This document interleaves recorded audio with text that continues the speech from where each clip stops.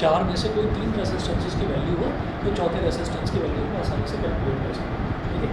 तो ये Wheatstone bridge का प्रिंसिपल अभी बताता हूँ, उसमें देखिए construction and principle. A Wheatstone bridge consists of four resistances P, Q, R and S connected to form the arms of a quadrilateral ABCD. A battery of EMF E is connected between points A and C and a sensitive galvanometer between B and D. Let capital S be the resistance to be measured. The resistance R is so adjusted that there is no deflection in the galvanometer. ठीक, अब देखिएगा इसमें Wheatstone bridge में क्या किया जाता है।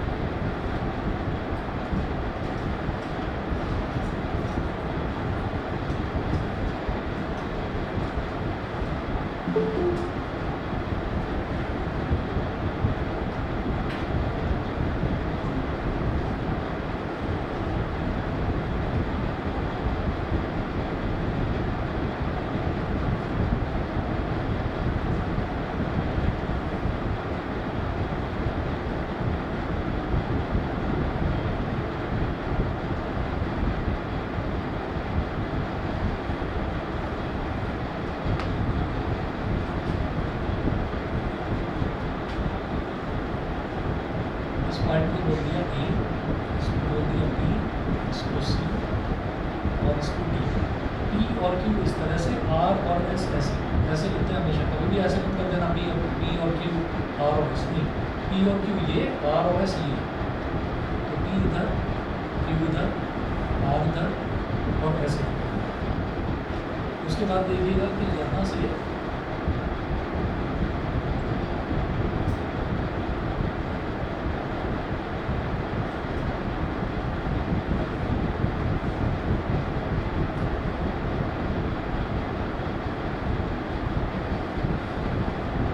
तो व्हीटस्टोन ब्रिज में कुछ इस तरीके का अरेंजमेंट करा जाता है। जैसे मान लीजिए अगर हमारी ये पी की और आर की वैल्यू, अगर इनकी वैल्यूज़ कुछ ज़्यादा हो गई तो गैल्वेनोमीटर जो है वो इस तरफ डिफ्लेक्ट करने लगेगा।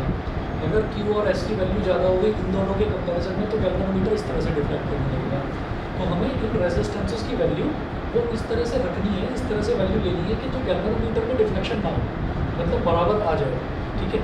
तो उस कंडीशन को हम ये कहते हैं कि हमने व्हीटस्टोन ब्रिज को ना बैलेंस कर दिया है। अच्छा, तो ये इन्होंने बोला है, देखिए a Wheatstone bridge consist of four resistances P Q R and S connected to form the arms of a quadrilateral A B C D. A battery of EMF E is connected between the points A and C and a sensitive galvanometer between B and D. Let capital S be the resistance to be measured. The resistance R is so adjusted that there is no deflection in the galvanometer. तो resistance R इस तरह से adjust करना है कि किसी भी तरीके का डिफ्लेक्शन ना हो गैल्वेनोमीटर की जो नीडल है वो बिल्कुल सीधी की सीधी रहे, इधर ना हो इधर ना हो डिफ्लेक्शन। गैल्वेनोमीटर का डिफ्लेक्शन में क्या शो करता है, करंट की प्रेजेंस शो करता है कि सर्किट में करंट मौजूद है। अब अगर मान लीजिए वो इस तरफ जा रहा है तो हम ये कहेंगे कि जो अगर वो इस तरफ कर रहा है डिफ्लेक्शन तो हो सकता है करंट का डायरेक्शन ऐसा हो, और हो सकता है वो इस तरफ अगर करे तो हम ये कहेंगे करंट का डायरेक्शन उल्टा है। तो गैल्वेनोमीटर का डिफ्लेक्शन सिर्फ हमको ये बताता है कि किसी भी सर्किट में करंट की मौजूदगी है। करंट कितना है वो नहीं बताता गैल्वेनोमीटर, करंट की प्रेजेंस को डिटेक्ट करता है सर्किट में। अब अगर वो राइट की तरफ डिफ्लेक्ट कर रहा है तो करंट हो सकता है एक डायरेक्शन में फ्लो कर रहा हो, और लेफ्ट की तरफ अगर डिफ्लेक्ट कर रहा है तो ये कन्फर्म है कि फिर वो अपोजिट डायरेक्शन में फ्लो करेगा, ऐसा होता है। अच्छा जी, the bridge is set to be balanced when the potential difference across the galvanometer is zero so that there is no current through the galvanometer. तो गैल्वेनोमीटर में कोई करंट ही फ्लो ना हो तब हम कहेंगे कि वो बैलेंस कंडीशन में है। इन the balanced condition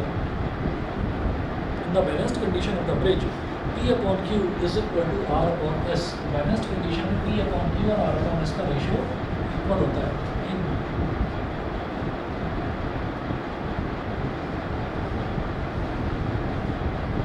balanced condition P upon Q is equal to R upon S, ठीक है। अब जैसे आप ये देखिएगा कि व्हीटस्टोन ब्रिज अगर एक्सप्लेन करने के लिए आया, एक्सप्लेन करने के लिए आता नहीं है व्हीटस्टोन ब्रिज, उसका ना न्यूमेरिकल बनता है।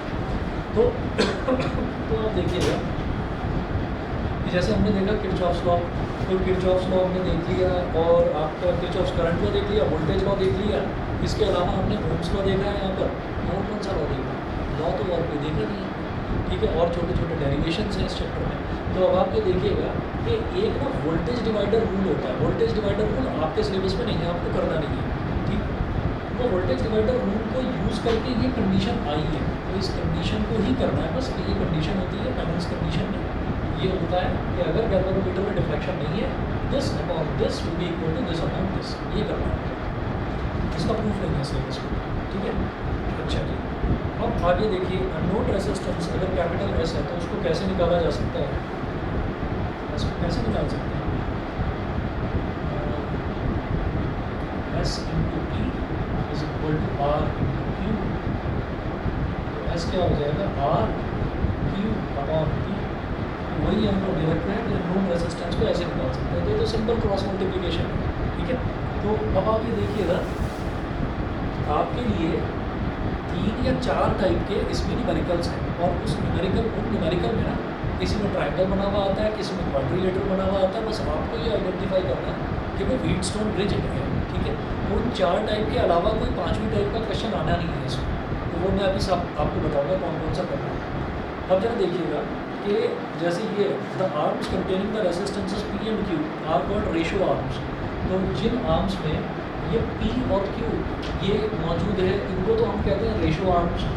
The arm AD containing R, the arm AD containing capital R is called standard arm, और arm CD containing capital S is called unknown arm.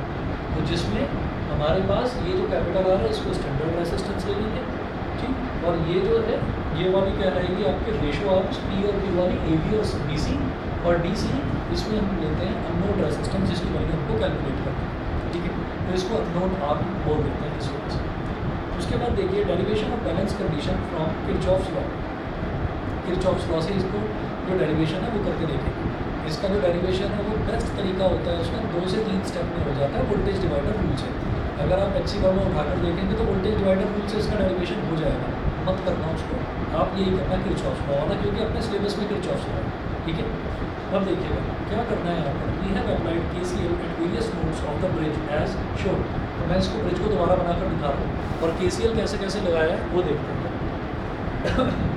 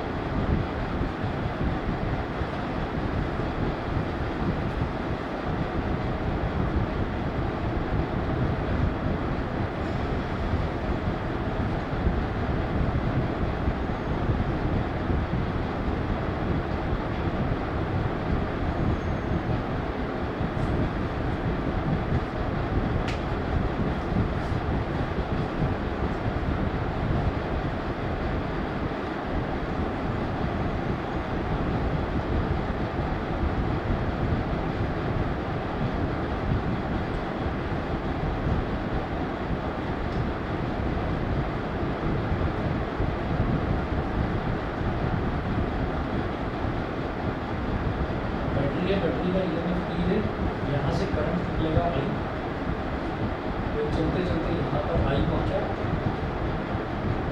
अब इस वाली ब्रांच में चला गया करंट I1, 2 ब्रांचेस निकल गई, अब इधर I1 चला गया, इधर I2 चला गया, ठीक है। उसके बाद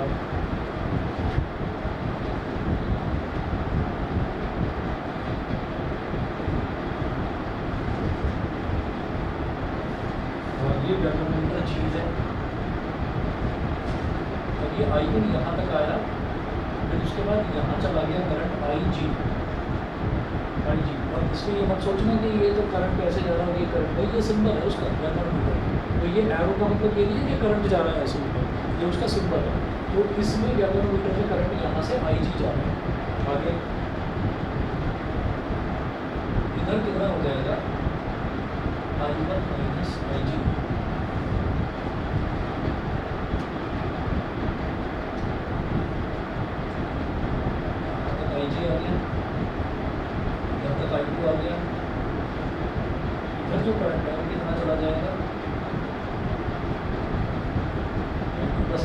डेरिवेशन को थोड़ा सा शॉर्ट रखने के लिए एक लाइन लिख दी गई है, we have applied KCL at various nodes of the bridge as shown. मतलब हमने फिगर में ही KCL लगा दिया। अब आप ये देखिएगा कैसे, हमने ये कहा कि जैसे यहाँ पर जो EMF है, जो बैटरी है, अच्छा इधर जो है, इधर अल्टीमेटली हमारे पास करंट आई ही आएगा, ठीक है। और जितना यहाँ से बैटरी से करंट निकलेगा, वो कितने भी बड़े नेटवर्क में चला जाएगा, घूम फिर कर वापस नेगेटिव टर्मिनल तक आई ही आएगा। अच्छा, अब जब इस चीज़ को एक बार मतलब वेरीफाई भी करते हैं, तो हमने ये कहा कि हम एक चीज़ शुरुआत में मानकर चल रहे हैं कि ये जो करंट यहाँ पर आई था, ये इस नोड पर आकर दो अलग अलग पार्ट्स में डिवाइड हो गया, I1 प्लस I2।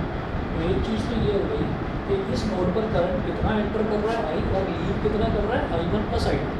तो current entering is equal to current leaving होता है, तो I is equal to I1 plus I2 हो गया, ठीक है।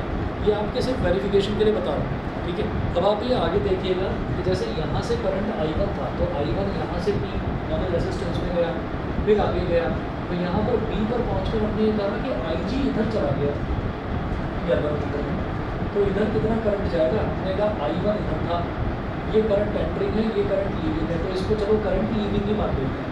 तो current entering is equal to current leaving, तो IG plus I1 minus IG अगर करेंगे तो क्या बचेगा, I1 ही बचेगा, तो I1 is equal to I1 आ गया, ठीक है। करंट एंटरिंग कौन सा I1 और लीविंग कौन सा IG और I1 माइनस IG, इन दोनों को अगर ऐड करेंगे तो I1 ही आएगा।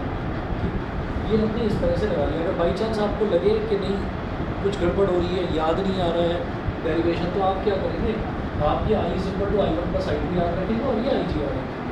यहाँ वाले करंट को X मान लो, ये एंटरिंग है, ये लीविंग है, तो ये वाला अगर लीविंग है तो कितना हो जाएगा, आप I1 माइनस IG हो, ठीक।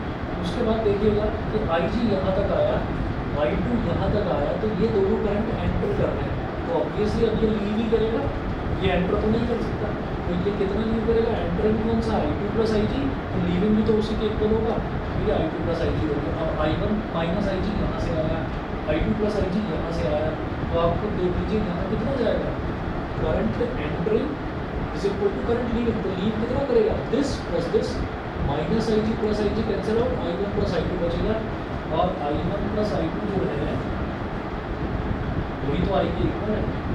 तो हमने ये देख लिया कैसे लगा कर कि अल्टीमेटली जितना करंट एंटर करा था वो फिर इधर से लीव भी उतना ही कर रहा है, वापस हमारे पास बैटरी में भी करंट आई ही आ रहा है। यहाँ तक सभी को क्लियर कि किस किस तरीके से हमने करंट्स लिए, ऑनलाइन बताए भाई, बता दीजिए। अच्छा, तो आप ये देखिए जैसे यहाँ से करंट आई था, तो ये आई यहाँ पर आया, हमने कहा I1 और I2, एक चीज़ तो ये होगी। उसके बाद हमने कहा कि भाई यहाँ B वाला जो नोड है इसमें करंट एंटर कितना कर रहा है I1 और लीव कितना कर रहा है IG। अगला वाला मैंने कहा कि चलिए लीविंग मान लेते हैं कि वो लीव कर रहा है, तो वो लीव कितना कर रहा है मुझे पता नहीं है, तो मैंने उसको X मान लिया। तो ये X की वैल्यू कैसे निकलेगी, IG को इधर ले I1 माइनस IG, अगर ये वाला करंट X है तो ये वाला करंट कितना आ गया, I1 माइनस IG आ गया, ये तो I1 माइनस IG। यहाँ पे बताइए क्लियर है, यस सर। करंट एंटर कौन सा कर रहा है I1 और लीव कौन सा कर रहा है, एक तो IG कर रहा है, दूसरा जो लीव कर रहा था मुझे पता नहीं था कितना कर रहा था, उसको मैंने X मान लिया। Current enter is equal to current leaving, X कितना आ जाएगा I1 माइनस IG। फिर ये IG जो है यहाँ तक पहुँचा, इधर I2 गया था, I2 यहाँ तक पहुँचा, तो दोनों के दोनों एंटर कर रहे हैं करंट। एंटर कौन सा कर रहा है I2 प्लस IG, तो करंट जो लीव करेगा तो ये तो होगा I2 प्लस IG, है ना, ये I2 प्लस IG लिख दिया यहाँ पर। फिर ये वाला करंट I1 माइनस IG यहाँ तक पहुँचा, इस नोड तक, I2 प्लस IG यहाँ तक पहुँचा, दोनों को ऐड करो तो I1 minus IG plus I2 plus IG, तो प्लस IG माइनस IG कर दिया, रिजल्ट क्या हो गया I1 प्लस I2। तो हमारा जो करंट यहाँ से लीव करेगा, क्योंकि दो एंटर कर रहे हैं और तीन ही वायर है, तो तीसरे वायर को तो लीव करना ही पड़ेगा। दो अगर करंट मतलब दो वायर्स के थ्रू अगर करंट एंटर कर रहा है तो तीसरे वायर के थ्रू वो लीव ही करेगा, अगर वो भी एंटर कर गया तो वहीं फिर ब्लास्ट हो जाएगा, ठीक है। तो ये लीव ही करेगा, तो लीव करने वाला दिखाई देगा उनको I1 प्लस I2, आई के एक बार है, तो वो डॉट के बिंदु घर को आए, जितना निकला था आई लूप लेकर उतनी है, ठीक है। तो करंट जितना निकलेगा एक लूप को कंप्लीट करने के बाद में वो वापस उतना ही आएगा ओरिजिनल बैटरी में, क्लियर, ठीक। अच्छा जी, अब आगे चलिएगा। KCL तो हमने इसी में कर दिया, ठीक। अब उसके बाद KVL की बात करते हैं। अपना KVL in the loop ABDA, ABDA ऐसे स्टार्ट करते हैं, B B और A। ये जो हमारा एक ट्रायंगुलर लूप बनता है, तो ABDA में मैं KVL लगाऊंगा।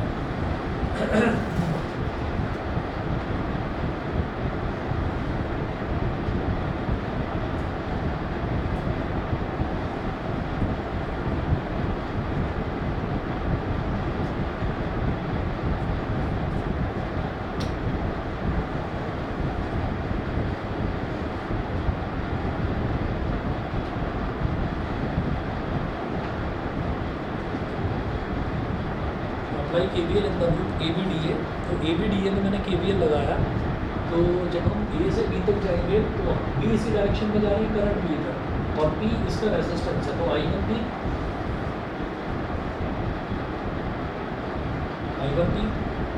उसके बाद A से B तक जाएगा, B से D तक जाएंगे, तो B से D तक जाएंगे तो करंट कितना है, IG, और ये जो G है ना इसका सिंबल, माना कि यही इसका रेजिस्टेंस भी है, गैल्वेनोमीटर का रेजिस्टेंस IG इंटू G। तो हम भी इधर ही जा रहे हैं, करंट का डायरेक्शन भी यही है, तो प्लस IG इंटू G। फिर हम B से A तक जाएंगे, A से B तक, B से D तक, अब D से A तक, तो अब हम इधर जा रहे हैं, लेकिन करंट इधर आ रहा है, तो ये क्या हो जाएगा, माइनस का I2 into R is equal to 0। इसको बोल दिया इक्वेशन नंबर 1। फिर करेंगे applying KVL in the loop BCDB। अब हम कहाँ पर करेंगे KVL, कहाँ लगाएंगे, BCDB में।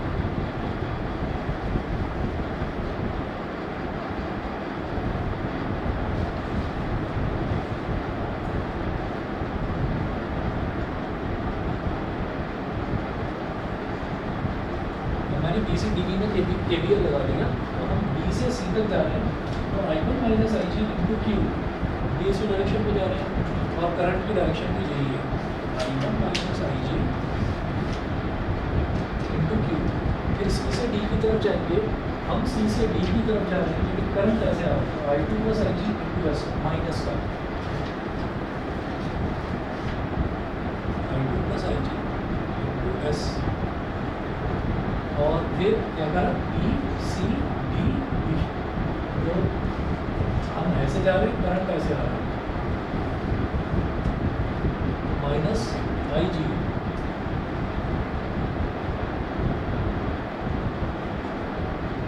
Into G। ठीक है, इसको बोलिए इक्वेशन नंबर 2। अच्छा जी, अब हमने ये देखा कि जो बैलेंस्ड कंडीशन है ना, बैलेंस्ड कंडीशन में हमने ये बताया था कि जो गैल्वेनोमीटर है, गैल्वेनोमीटर में कोई करंट जाएगा ही नहीं, बैलेंस्ड कंडीशन उसमें डिफ्लेक्शन नहीं होगा। अगर गैल्वेनोमीटर में करंट नहीं जा रहा है तो इसका मतलब उसमें डिफ्लेक्शन नहीं होगा, करंट नहीं जा रहा है तो इसका मतलब करंट कितना, 0 है, ये करंट जाएगा उसमें। तो हम ये कहेंगे in the balanced condition,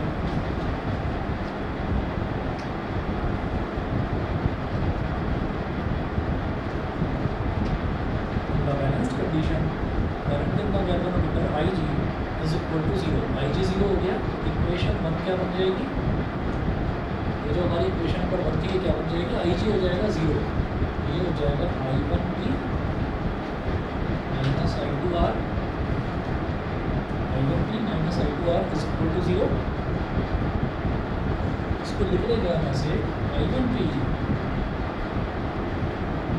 is equal to I2R, ये हो गई हमारे पास इक्वेशन नंबर 3। ठीक है, तो बैलेंस्ड कंडीशन इक्वेशन 1 तो ये बन जाएगी।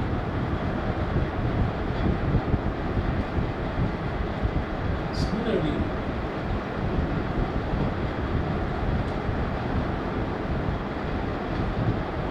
Equation 2 becomes I1 minus 0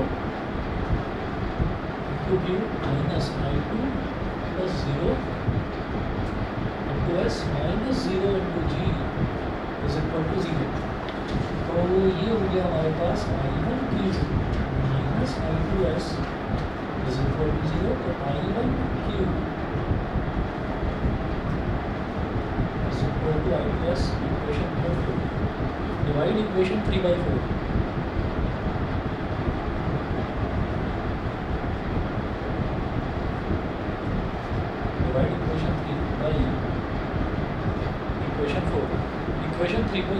load से डिवाइड करेंगे तो P upon Q is equal to R upon S भागे।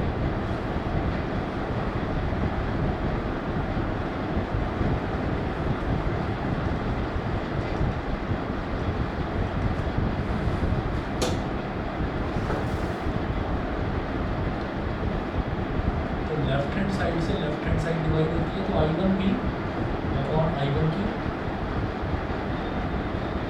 राइट हैंड साइड से राइट हैंड साइड डिवाइड होती है तो I2R अपॉन I2S।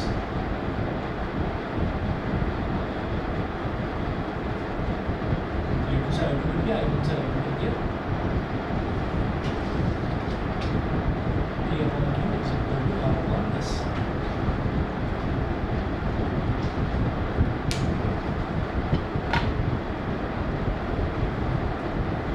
ठीक है जी, तो ये तो हमारी आ गई बैलेंस कंडीशन इसकी व्हीटस्टोन ब्रिज की। ठीक, this proves the condition for the balanced Wheatstone bridge. ठीक है, अच्छा जी, इसके बाद आगे चलते हैं, इसकी जरा सेंसिटिविटी की बात करते हैं। सेंसिटिविटी का मतलब क्या है कि कितना सेंसिटिव होता है, मतलब जरा सा इनपुट देने से ही एकदम से आउटपुट को दिखा दे तो हम ये कहेंगे कि व्हीटस्टोन ब्रिज जो है बहुत सेंसिटिव है। देखिएगा, a Wheatstone bridge is said to be sensitive if it shows a large deflection in the galvanometer for a small change in the resistance R। तो रेसिस्टेंस की जो इसकी 4 आर्म्स हैं उनमें जरा सा भी चेंज हो गया, मामूली सा चेंज हो गया तो एकदम से ज़्यादा डिफ्लेक्शन दिखाएगा, हम ये कहेंगे कि बहुत ज़्यादा सेंसिटिव है। अच्छा, तो ये वही है ना कि किसी बच्चे को जरा सा डांट दिया, उसके आंसू निकल गए, और किसी की पिटाई भी कर दी वो तब भी हंसी रहा है, तो इसका मतलब कह रहे हैं कि भाई वो जो है वो तो सेंसिटिव है ही नहीं, है ना। तो वो तो कहते हैं पिट पिट का डिलीट हो चुका है, तो वो है। और ये सेंसिटिव का मतलब ये है कि हल्का सा इशारा ही काफ़ी है, पिताजी ने आँख दिखा दी, इतने बड़ी आंसू आ गए, ठीक है, तो वो सेंसिटिविटी वाली बात है। अब जरा सुनिए, अब इसमें क्या है, the sensitivity of a Wheatstone bridge depends on the 2 factors, 2 factors पर डिपेंड करता है सेंसिटिविटी। तो पहला है the bridge is most sensitive when all the 4 resistances are of the same order. तो सबसे ज़्यादा सेंसिटिव तो तब होता है कि जब सारे रेसिस्टेंसेस जो हैं वो सेम ऑर्डर के होते हैं। तो सेम ऑर्डर का मतलब क्या हो गया कि अगर एक ओम में है ना तो दूसरा माइक्रो ओम या मिली ओम में नहीं होगा या मेगा ओम में नहीं होगा, सारे ओम में हैं तो सारे ओम में ही होंगे। तो ये तो हो गया सेम ऑर्डर का। सेकंड देखिएगा, relative positions of battery and galvanometer. Battery और गैल्वेनोमीटर की पोजीशन आप चेंज नहीं करेंगे, हालांकि चेंज करते हैं, यहाँ भी क्वेश्चन में बताऊँगा, चेंज भी करी जा सकती है। Relative positions of battery and galvanometer balanced Wheatstone bridge में अगर गैल्वेनोमीटर को उठाकर यहाँ लगा दिया जाए बैटरी की जगह और बैटरी को यहाँ गैल्वेनोमीटर की जगह लगा दिया जाए तब भी बैलेंस कंडीशन पर कोई फर्क नहीं पड़ता, ठीक है।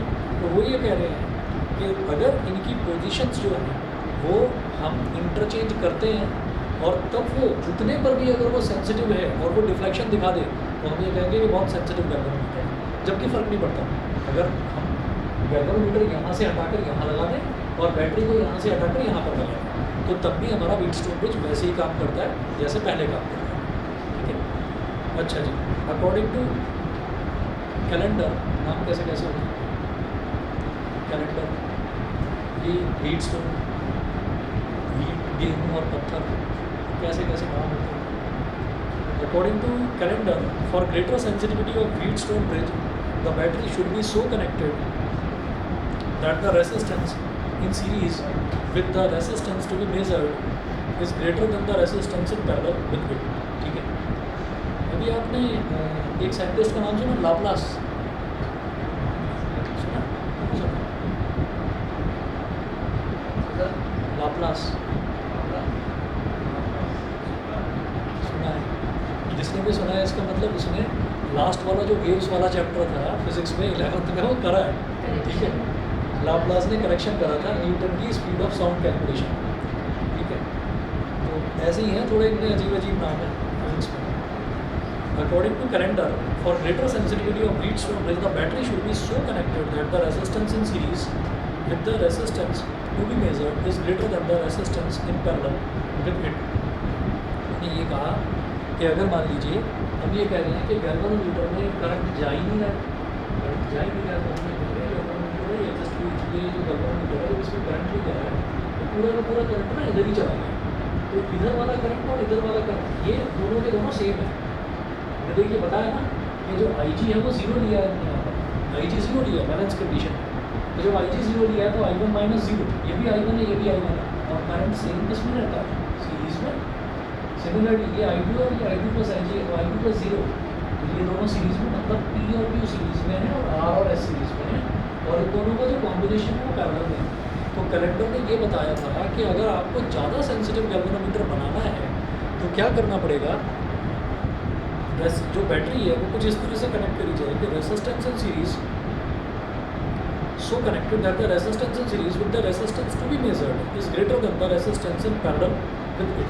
सीरीज में जो रेसिस्टेंसेस जुड़े हुए हैं, ठीक है, जो सीरीज में जो इक्विवेलेंट रेसिस्टेंस बनेगा इसका और इसका, वो पैरेलल वाले से ज़्यादा होना चाहिए, तब आपको गैल्वेनोमीटर जो है सेंसिटिव बनेगा।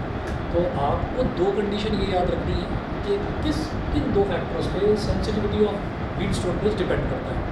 पहला फैक्टर क्या था, the bridge is most sensitive when all the resistances are of the same order, पहला फैक्टर। दूसरा factor relative positions of battery and galvanometer, battery और गैल्वेनोमीटर की रिलेटिव पोजीशन, ये इन फैक्टर्स पर डिपेंड करता है सेंसिटिविटी। फिर अगर सेंसिटिविटी बनानी है ग्रेटर सेंसिटिविटी वाला आपको व्हीटस्टोन ब्रिज बनाना है, तो आप क्या करेंगे कि बैटरी कुछ इस तरह से कनेक्ट करी जाए कि सीरीज़ वाले रेसिस्टेंसेस ये वाले, और जो उनका पैरेलल कॉम्बिनेशन है सीरीज़ वाले रेसिस्टेंसेस पैरेलल वाले रेसिस्टेंसेस से ज़्यादा होना चाहिए, ठीक है। बस एक कंडीशन ये। कई बार क्या होता है कि बड़े क्वेश्चन के सामने छोटा सा एक नंबर का पूछ लिया जाता है, ठीक है, first part, second part, third part, ऐसे। अब Maxwell, according to Maxwell, for greater sensitivity of Wheatstone bridge out of the battery and the galvanometer, the one having the higher resistance should be connected between the junctions of the two highest resistances and the junction of the two lowest resistances, ठीक है। तो Maxwell ने ये कहा था कि अगर आपको ज़्यादा सेंसिटिविटी वाला गैल्वेनोमीटर चाहिए ना, तो भाई ये जो दो रेसिस्टेंसेस ये वाले इनका जंक्शन और ये जो दो रेसिस्टेंसेस ये वाले इनका जंक्शन, इन दोनों के बीच में ही लगाओ, फिर गैल्वेनोमीटर इधर मत लगाओ, ठीक है। हालांकि लगा सकते हैं, मैं अभी आगे क्वेश्चंस में देखूँगा, लगा सकते हैं। अच्छा जी, आगे देखिए advantages of Wheatstone bridge. Advantages देखते हैं जरा इसके। It is a null method, hence the internal resistance of the cell and the resistance of the galvanometer do not affect the null point। ये नल मेथड क्या होता है? नल मेथड वो होता है कि जैसे आप लोग कभी कभी सब्जी लेने चले जाते हो, या मम्मी पापा ही करते हैं, वो काम चले जाते हो, बहुत अच्छी बात है, और भी कोई जाता है, बहुत अच्छी बात है, लेने जाया करो, थोड़ा पता चलता है दुनियादारी के बारे में, क्या होता है क्या नहीं होता। तो वहाँ पर थोड़ी फैंसी दुकानें हैं, वहाँ पर क्या होता है, वहाँ पर ना वो डिजिटल मीटर वाले लगे हुए हैं, वो सब्जी उसमें डालते हैं, उसमें वो लिखा हुआ रहता है, लिखा हुआ रहता है। और एक वो होता है, ज़्यादातर तो ठेलों पर होते हैं कि इधर तो रखा रहता है वो जो पूरा उसका जो वज़न वाला वो होता है वो रखा रहता है ना, तराजू, तो वो जो तराजू वेइंग स्केल, तो उसमें क्या होता है कि वो ऐसे बैलेंस होता है, तो उसकी जो नीडल है ना वो सेंटर में मिलनी चाहिए, मतलब वो नल पॉइंट कहलाता है कि हम अगर वो ऐसे ऐसे करके वो सेंटर पर रुक गई तो हमारा व्हीटस्टोन ब्रिज बैलेंस हो गया, ठीक है। तो वो नल पॉइंट मेथड कहलाता है। तो इन्होंने बोला कि एडवांटेजेस क्या हैं व्हीटस्टोन ब्रिज की। एडवांटेजेस ये हैं कि ये जो नल मेथड होता है ना, किसी भी चीज़ को मेज़र करने वाला, कि इधर वाली चीज़ और इधर वाली चीज़ अब मेज़र हो गई, बराबर हो गई, तो ये बहुत अच्छा मेथड माना जाता है किसी भी चीज़ को वे करने के लिए, मेज़र करने के लिए। आज भी बेस्ट मेथड वही है, पहली चीज़ तो ये है। दूसरा है, as the method does not involve any measurement of current and potential difference, तो so the resistance of ammeters and voltmeters do not affect the measurement. तो दूसरा एडवांटेज इसका ये है कि इस मेथड में हमें करंट का या पोटेंशियल डिफरेंस का कोई इन्वॉल्वमेंट नहीं है। क्यों? हमें अननोन रेसिस्टेंस ही तो निकालना होता है, और अननोन रेसिस्टेंस की जो कंडीशन क्या आ रही है, P/Q = R/S। कहीं I1, I2, इवन EMF कहीं है क्या? नहीं है। तो आप बहुत बड़े EMF की बैटरी ले लो या छोटी सी बैटरी ले लो, ठीक है, जो ज़्यादा करंट डिलीवर करती हो या कम करंट डिलीवर करती हो, हमारा जो है आराम से अननोन रेसिस्टेंस कैलकुलेट करा जा सकता है। दूसरा एडवांटेज ये है कि बहुत ज़्यादा EMF की बैटरी लेने की जरूरत नहीं पड़ती। थर्ड देखिएगा, the unknown resistance can be measured to a very high degree of accuracy by increasing the ratio of the resistances in the arms P and Q। तो P और Q में ये जो P और Q है, इसको ratio arm बोलते हैं। तो इनका जो वैल्यू है, इनकी वैल्यू को बहुत ज़्यादा बढ़ाकर जो अननोन रेसिस्टेंस है उसको बहुत अच्छे से कैलकुलेट करा जा सकता है। जैसे हमने ये कहा कि P की वैल्यू ना हमने माइक्रो ओम्स के ऑर्डर की ले ली, ऐसे ये भी ले लिया माइक्रो ओम्स के ऑर्डर में, यार वो वैसे ही इतनी कम वैल्यू है, उसका रेशियो क्या भाग निकलेगा। तो इससे ज़्यादा अच्छा ये है कि पी और क्यू की वैल्यू थोड़ी बड़ी बड़ी ले लो, बड़े बड़े रेसिस्टेंसेज ले लो, ये 10 ओम का ले लो, ये 5 ओम का ले लो। तो 10 अपॉन क्या कर रहे हैं पी अपॉन क्यू, तो 10 अपॉन 5 क्या हो जाएगा 2 हो जाएगा। आपको एस निकालना है, एस को इधर लाओ, टू को इधर लाओ, आर की वैल्यू को आधा कर दो, नोट रेसिस्टेंस निकल जाएगा, हाफ कर दीजिए बस। तो रेशो ऐसा लिया जाए जो कि आसान हो, ये नहीं कि उसको डिवाइड करने पर आ रहा है 1.3784 ऐसी वैल्यू आ रही है, तो उससे क्या है कि उससे ना रिजल्ट ठीक नहीं निकलेगा। तो ये हमारे हाथ में है कि हम रेशो आर्म में, रेशो आर्म क्या होता है ए बी और बी सी, तो इसमें हम पी और क्यू की क्या क्या वैल्यूज ले रहे हैं। क्लियर है, ठीक, चलिए जी। तो ये 3 एडवांटेजेस हैं। उसके बाद मीटर ब्रिज और स्लाइड वायर ब्रिज छोड़ दीजिए, पेज नंबर 82 पूरा छोड़ दो, पेज नंबर 83 पूरा छोड़ दो, और पेज नंबर 84, पेज नंबर 84 पे 1 2 3 और 4 न्यूमेरिकल्स आपके सिलेबस में हैं, तो हमें बस ये 4 ही करनी है। शुरुआत करते हैं पहले से।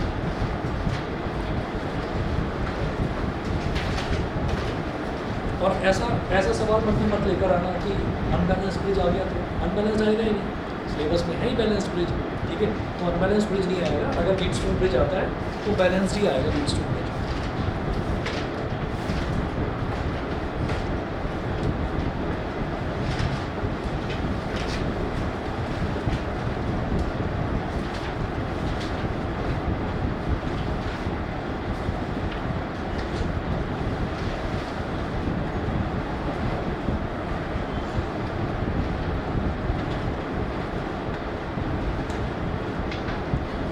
देखिएगा, the galvanometer in each of the 2 given circuits does not show any deflection. पहले ही बता दिया, गैल्वेनोमीटर किसी भी तरीके का डिफ्लेक्शन शो नहीं कर रहा है।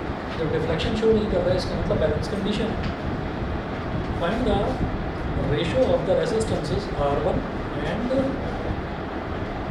R2 used in these 2 circuits. दो सर्किट्स मेरे को दे रखे हैं, R1 और R2 का रेशो पता करना है। तो पहले वाले सर्किट में R1 निकालेंगे, कैसे निकालेंगे, क्वेश्चन नंबर 1 देख लीजिए। और याद रखना इधर वाला P इधर वाला Q, तो इसमें P अपॉन Q क्या है 4 और R1। पहला वाला जो क्वेश्चन है इसमें फिगर फर्स्ट मैं बना नहीं रहा हूँ, उसको ऐसे ही बता दूँगा, सीधा है कुछ है नहीं इसमें। तो फिगर फर्स्ट में 4 अपॉन R1 आप देख रहे हैं ना, एक इधर वाला रेजिस्टेंस 4 दे रखा है, इधर वाला रेजिस्टेंस R1 दे रखा है, तो P upon Q is equal to R upon S 6 upon 9, 6 upon 9 ये हो गया, ठीक। अब इसमें बैटरी दे रखी है 3 वोल्ट की, बैटरी का मुझे क्या करना है, तो मतलब ही नहीं, बैटरी से कोई लेना देना, बैलेंस है वो 3 2 6 3 3 9, R1 इंटू V क्या हो गया R1 और 4 इंटू 3 2 2 4, तो भाई R1 की वैल्यू आ गई 6 ओम। ये तो होगा फिगर 1। अब आ जाइए फिगर 2। फिगर 2 में आप एक अंतर देखेंगे, एक चेंज देखेंगे। फिगर 2 में क्या है कि जो बीच वाली आर्म है यहाँ पर तो वो 3 वोल्ट की बैटरी लगा रखी है और गैल्वेनोमीटर इधर लगा रखा है। फिगर 2 जो नोट्स में दे रखा है सर्किट 2, तो उससे कोई फ़र्क नहीं पड़ेगा। तो फिगर 2 में हमारे पास क्या है P और Q क्या दे रखा है 6 इधर दे रखा है, 12 उधर दे रखा है, तो 6 अपॉन 12। मैं बता रहा हूँ कि व्हीटस्टोन ब्रिज का क्वेश्चन जैसे बच्चा देखता है ना तो एकदम से खुशी के मारे झूम उठता है कि बस अब मैं कर डालूंगा इस क्वेश्चन को, और वो जल्दी में क्या करता है वो दिस अपॉन दिस कर देता है। भाई मत करना, सब गलत हो जाएगा, दिस अपॉन दिस ही करना, PQRS, ठीक है। तो 6 upon 12 is equal to R2 upon 8। 6 × 6, 6 × this, 2 × 2, 2 × 8। तो इधर तो 1 बचा हमारे पास, R2 की वैल्यू आ गई 4 ओम। और वो ये पूछ रहे हैं कि आपको R1 और R2 का रेशो निकालना है।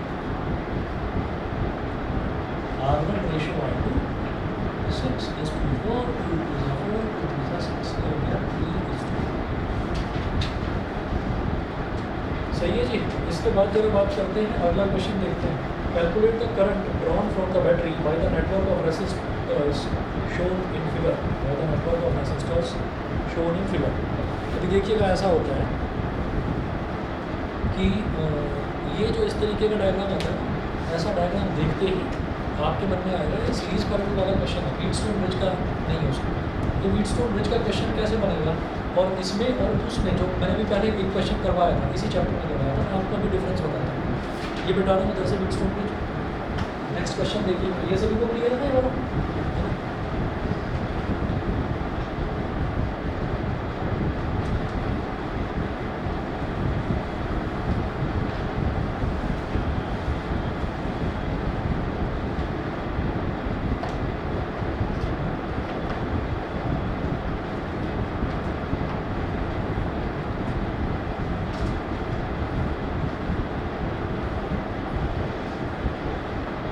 हाँ जी, फिगर देखिएगा इसमें ए बी और सी डी ऐसे दे रखा है।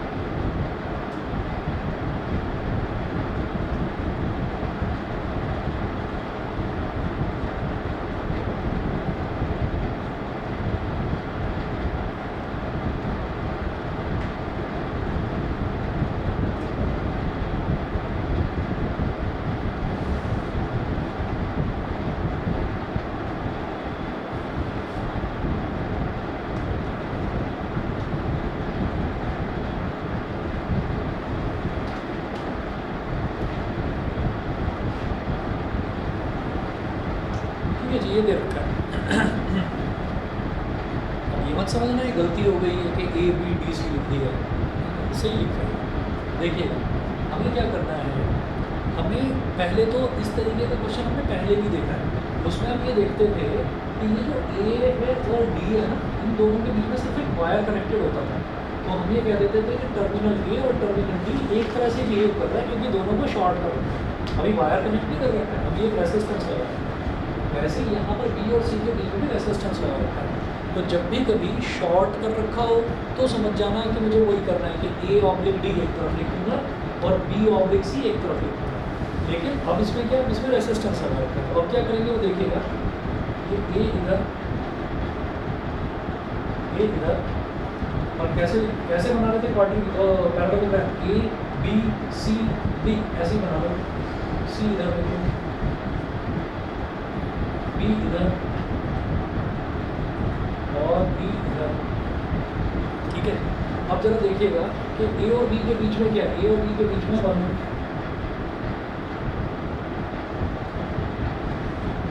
ओम, बी और डी के बीच में क्या है 5 ओम,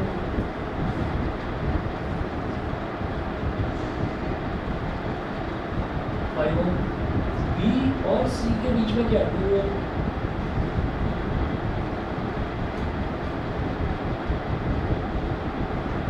ठीक है।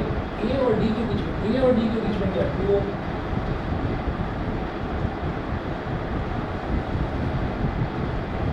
बी और सी के बीच में क्या है 4 ओम। ये है। उसके बाद वो कह रहे हैं calculate the current drawn from the battery by the network of resistors shown in figure, ठीक है। Node resistance find out current बता रहे हैं कि करंट कितना बैटरी ड्रॉ करती है। बैटरी कितनी लगती है 4 वोल्ट की। अगर आप चेक कर लो ए और सी के बीच में ही बैटरी कनेक्टेड है ना, हमने भी ए और सी के बीच में कनेक्ट करी, तो ये हो गया, ठीक है। अब ये तो नहीं दे रखा कि ये बैलेंस कंडीशन है या क्या है, गैल्वेनोमीटर भी नहीं कनेक्ट कर रखा है भाई, गैल्वेनोमीटर का रेसिस्टेंस चाहिए, ये गैल्वेनोमीटर का रेसिस्टेंस है, ये बैलेंस कंडीशन में है या नहीं कैसे पता चलेगा। 1/2 रेशो क्या हो गया 1/2, सीधा सीधा 2/4 रेशो क्या हो गया 1/2, 2/4 का मतलब भी 1/2। तो हम ये कहेंगे here since 1/2 is equal to 2/4, that is P upon Q is equal to R upon S. So this bridge is balanced.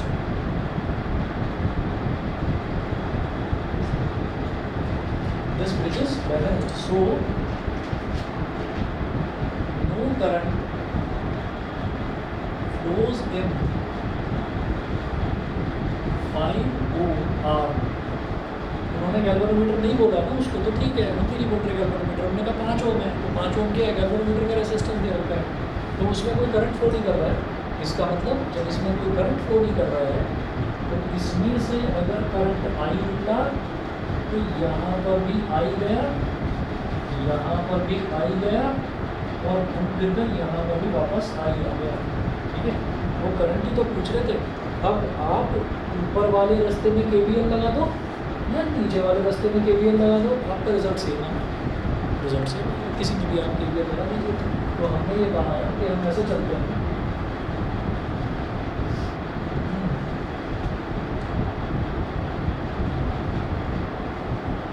इधर I1 बोलिएगा, I1 दोनों में लगाएंगे, इधर I है और इधर क्या होगा, इधर I2, इधर जब I2 जा रहा है तो नहीं इधर भी I2 जाएगा। ठीक है, I1 और I2 दोनों अलग अलग निकालना है। तो हम क्या करेंगे,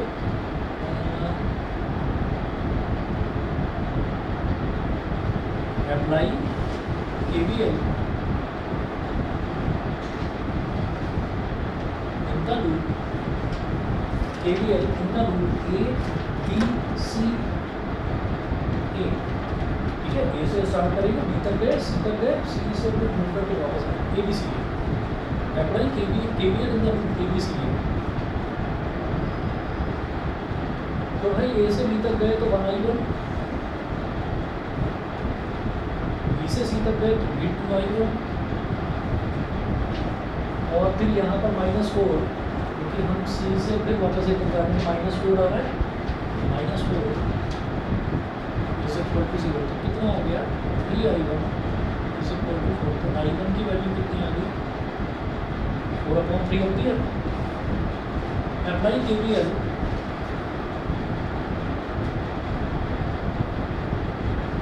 इन द लूप। अच्छा, इसको ज़रूरी नहीं है कि KCL KVL से करो, एक और तरीका भी है, इन the loop A D C A, तो A से B तक गए तो 2I2, B से C तक गए तो अगेन 4I2।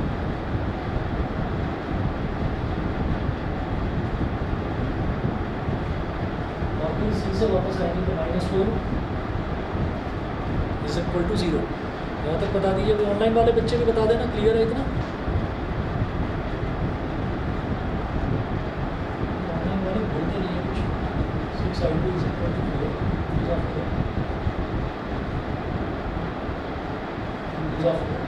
6 I2 की वैल्यू कितनी आ गई, 2/3 होती है। तो टोटल करंट बताना था, तो total current I is equal to I1 plus I2।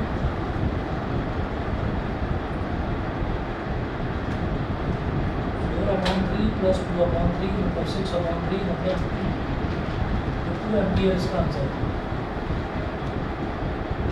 ठीक है, दूसरा तरीका इसका ये था कि जब हमने कह दिया कि इसमें कोई करंट जा ही नहीं रहा, ठीक है, तो हमारा 1 और 2 दोनों के दोनों सीरीज में, तो 1 और 2 का रेजिस्टेंस कितना हो गया, 3, 1 + 2 3, 2 और 4 ये भी सीरीज में, 2 + 4 का कितना हो गया, 6 हो गया।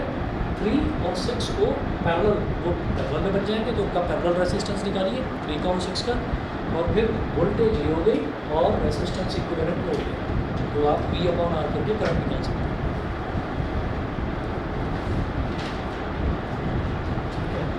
बस ये 2 क्वेश्चन छोड़ रहा हूँ अभी, करवा दूँगा नेक्स्ट क्लास में। तो नेक्स्ट क्लास में ये 2 क्वेश्चंस कर लेंगे और ना जो अगला चैप्टर है, फोर्थ चैप्टर स्टार्ट है। ठीक है, इतना कर लीजिए।